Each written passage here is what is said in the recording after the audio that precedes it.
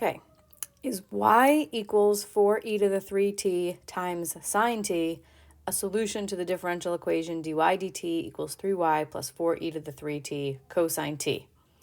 All right, so this one is much more involved than the previous two. I have a candidate solution, y, so that's this right here. When I'm plugging into the differential equation, I'm going to replace this y with this function, but I also have to replace dy dt. So I'm going to have to calculate dy dt using the product rule, right? So this is a function times another function. So to take the derivative, we use the product rule. So first times the derivative of the second plus the second times the derivative of the first, which would be 12e to the 3t. Okay, so I've got dy dt. I'm going to plug that in right here. Okay, so dy dt is this whole mess.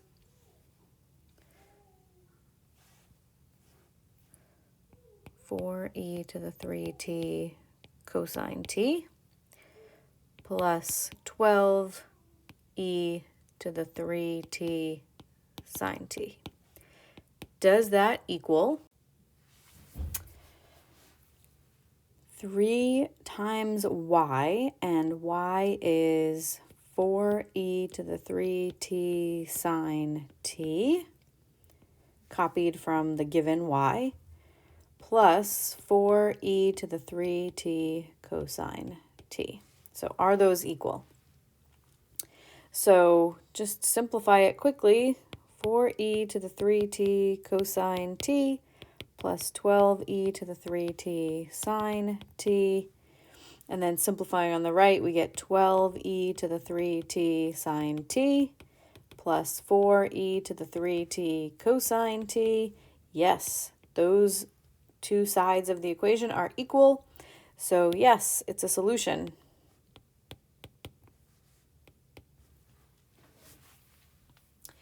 Okay, so I normally don't do videos for the even more practice, but I am going to continue because I think it's important to get this review done.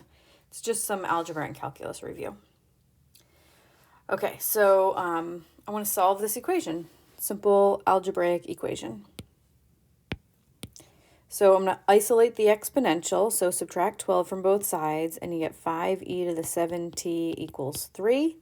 Divide both sides by 5, e to the 7t equals 3/5 or 0.6.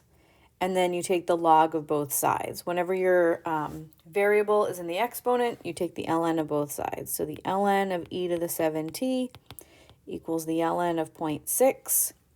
And then you can bring your exponent down in front of the log. So we get 7t ln e equals the ln of 0.6.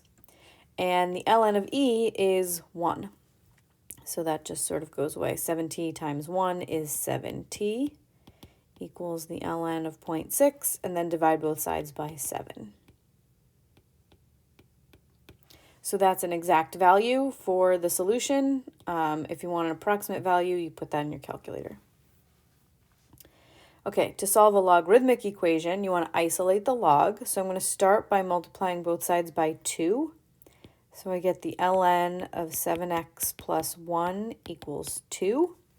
And then you change it to exponential form. So there's a little hidden base e there. Ln means log base e. And so e is the base, 2 is the exponent. So this says e squared equals 7x plus 1. E squared is just a number, so now we just finished solving for x. So 7x equals e squared minus 1, and then divide both sides by 7. E squared minus 1 over 7. Okay, now we're going to use calculus to determine where a function is increasing, decreasing, and flat, flat meaning horizontal tangent line. Okay, so increasing happens when a derivative is positive. so y prime positive. A function is decreasing when its derivative is negative, and flat when its derivative is 0. So that means I have to take the derivative, right? So y prime is going to be 3t squared over 3, which is t squared, plus 4t minus 4.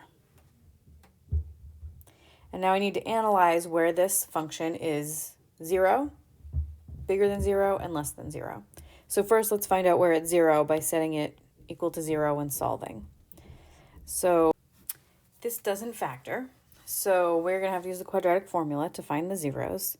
So we get t equals negative b plus or minus the square root of b squared minus 4 times a times c all over 2a.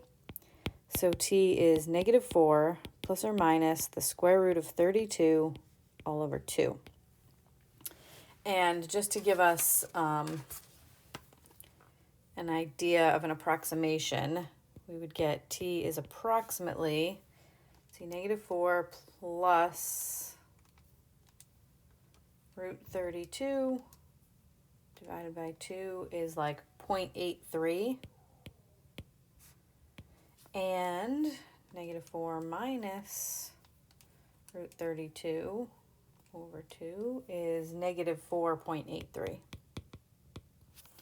So I wanted those approximations because I'm going to put these on a number line. So I needed to be able to see approximately where to put them.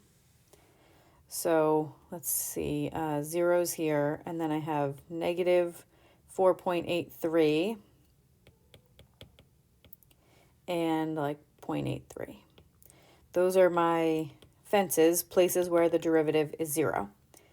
And I'm looking at y prime. I want to look at the sign of y prime. It's 0 at these places. Y prime is 0 at those two values. We just figured that out. Now I need to figure out the sign of y prime in between all the fences. So you can pick any number to the left of negative 4.83 and we'll plug it into y prime, right? Remember, y prime is this. Okay, so I'm going to plug in like negative 10. If I plug negative 10 into t squared plus 4t minus 4, I'm going to get 100 minus 40 minus 4, so that is positive. And then I'm going to plug in something between negative 4.83 and 0.83, like 0. If I put a 0 in for t, I get negative 4, so I get a negative. And then put in something bigger than 0.83, like 10, and I get 100 plus 40 minus 4. That is going to be a positive number. So now that I've looked at the sign of y prime, I can use that to analyze y. When y prime is positive, y is increasing. When y prime is negative, decreasing, increasing. So y is increasing on the interval negative infinity to negative 4.83,